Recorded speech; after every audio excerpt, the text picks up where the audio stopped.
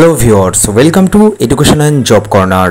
দেখুন, আপনারা সকলেই হয়তো অবগত যে আগামীকাল মানে 5/9/2024 সেই দীর্ঘ প্রতীক্ষিত এসএসসি মামলার শুনানি।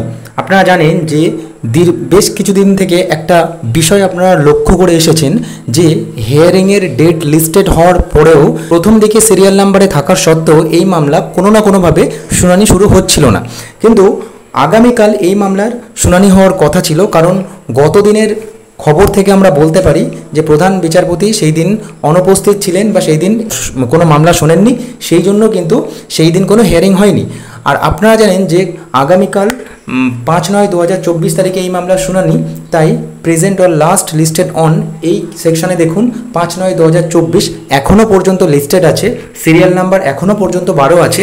কিন্তু বিভিন্ন সূত্র মারফত যে খবরটি পাওয়া যাচ্ছে সেখান থেকে এইটুকু বলা যেতে পারে সম্ভবত কালকে এসএসসি মামলার শুনানি হচ্ছে না বা হবে না। এবং এর কারণ হিসেবে যেটি বলা যেতে পারে যে আগামীকাল প্রধান বিচারপতি সম্ভবত কালকে তাদের বেঞ্চে যে সমস্ত মামলা আছে সেই মামলাগুলো বাতিল করা হচ্ছে বা সেই মামলাগুলো শুনবেন না, বা প্রধান বিচারপতি কালকে হয়তো অনুপস্থিত থাকবেন। সুতরাং আগামীকাল যে মামলাগুলো আছে সেই মামলাগুলো কিন্তু 1 নম্বর কোর্টে সেই মামলাগুলো হচ্ছে না, এমনটাই কিন্তু সূত্র মারফত খবর পাওয়া যাচ্ছে।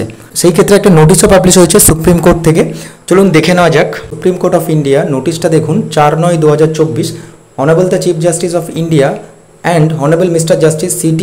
Ravi Kumar will not be holding court on 5/9/2024 Thursday। এখানে কিন্তু বলা আছে থার্সডে 5 তারিখে ওনারা কিন্তু কোর্টে কোনো রকম মামলা শুনছেন না বা থাকছেন না, এমনটাই কিন্তু মেনশন আছে। সুতরাং নোটিশ থেকে বলা যেতে পারে বা বিভিন্ন সূত্র মারফত যে খবর পাওয়া যাচ্ছে সেটি থেকে বলা যেতে পারে যে আগামীকাল এসএসসি মামলার শুনানি কিন্তু হচ্ছে না। সুতরাং এর পরবর্তীতে কবে নাগাদ ডেট আসতে পারে বা লিস্টেড হতে পারে সেটির দিকেই সবার নজর থাকবে। ধন্যবাদ।